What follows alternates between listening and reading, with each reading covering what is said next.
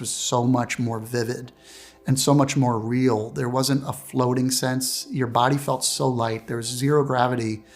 We don't have those colors here. I could say they were purple and red and blue, but it just doesn't do it justice. Everything was just so bright and almost kind of, you might say, oh, that's a beautiful plant or a beautiful flower, where in heaven it felt like I was feeling the plants and the flowers. The little boy was kind of running ahead, looking back. He was being cheeky. And as I see the boy running, I'm just watching this beautiful interaction, almost like father-son. And I watched this little boy just so happy and so purely enjoying his life. And until I got close, then you kind of look down and go, oh my gosh, that's me. Sometimes everything changes in a single breath. You're 19. You're in the U.S. Air Force, driven by discipline, purpose, and a dream of building a lifelong career in service. You made it through intense training. You've got your whole future mapped out. 20 years of honor, ranks earned through grit, and a steady march toward retirement. It's all there. Until it isn't. Chase DeMeo remembers the morning his life unraveled. He woke late, the alarm already blaring. His body felt heavy, but it wasn't just exhaustion. There was something deeper, like a weight pulling him down from the inside. He dragged himself out of bed on Langley Air Force Base, still limping from a knee injury he had sustained during SEER instructor training. That injury was bad enough to threaten his entire career, but he wasn't ready to let go. Not yet. He was due to be medically retired soon, and part of him was already grieving the future he'd imagined. But another part of him was clinging to routine. If he didn't show up for duty, his supervisor would come looking. She had a key. She'd already made it clear. No more excuses. But that morning, something wasn't right. As Chase stood up, the room spun. His vision blurred. He felt his body weaken. And just like that, he collapsed onto the floor. The next thing he knew, he was in a hospital.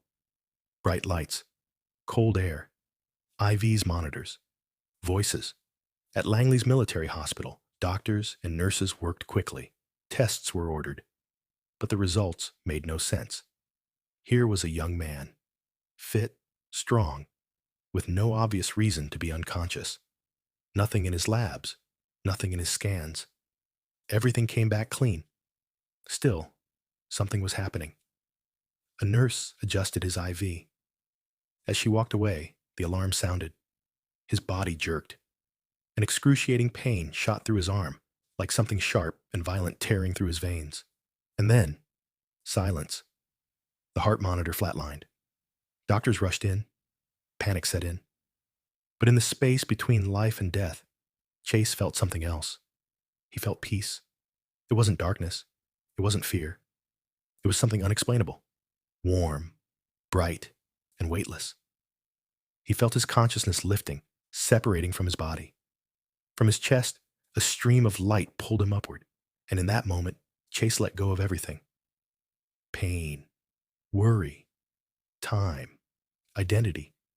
He rose through something like a tunnel, and at the other end, he arrived, not in a hospital, not in a void, but in a place that felt more real than anything on earth.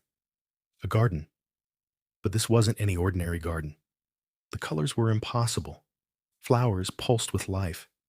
The hues were electric, vibrant reds, glowing purples, and shades he had no words for. They were colors that don't exist in our world. The sky shimmered. The breeze carried not just warmth, but meaning. He felt soil beneath his feet, soft, alive, grounding. And then, ahead of him, a boy. A small child ran barefoot through the flowers, curly-haired, laughing. Free, pure joy radiated from him. Then Chase saw it. He was that boy. That was him.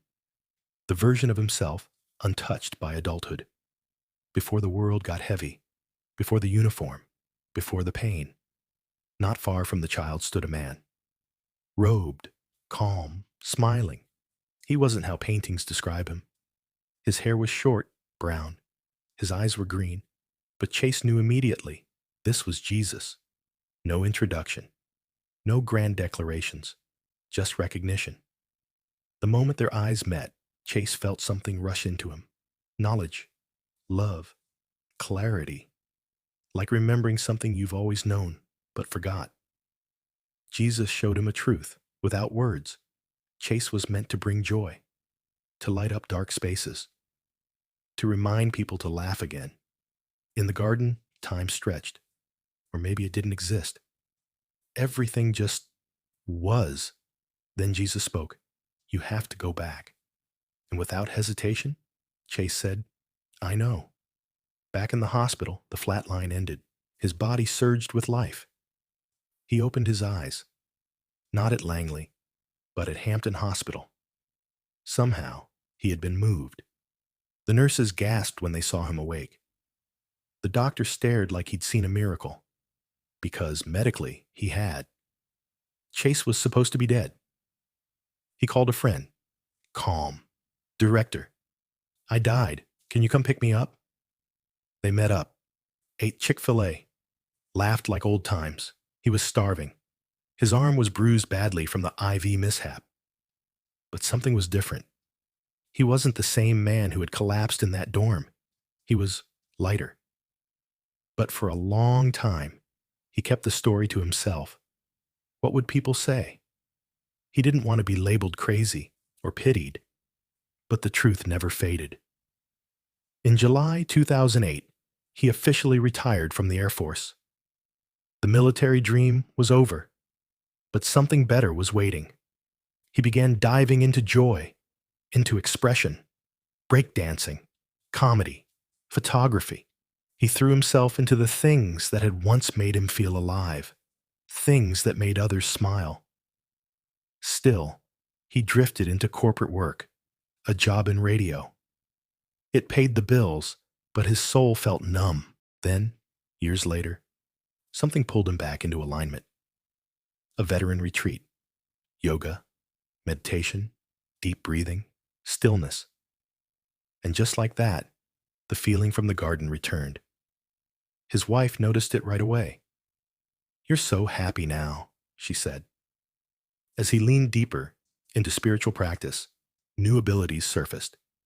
He began sensing things: pain in others, grief, hidden emotions. He could feel people suffering like it was his own. He'd pray, and peace would ripple out. One night, while praying for his grandmother, strange marks appeared on his palms. Nothing painful, just warmth, peace, and a sense of presence. Something sacred. People told him, "Don't take on other people's pain." They were worried, but Chase couldn't stop helping. Then, one day on a plane, he felt that same presence again. Jesus, not in the sky, not in a vision, just there. And he told Chase something gentle but vital: care for yourself. Let people have their human experience. That was the key. He wasn't meant to fix the world. He was meant to light it. He thought about his childhood in Orlando, adopted by grandparents, raised with siblings of all colors, backgrounds.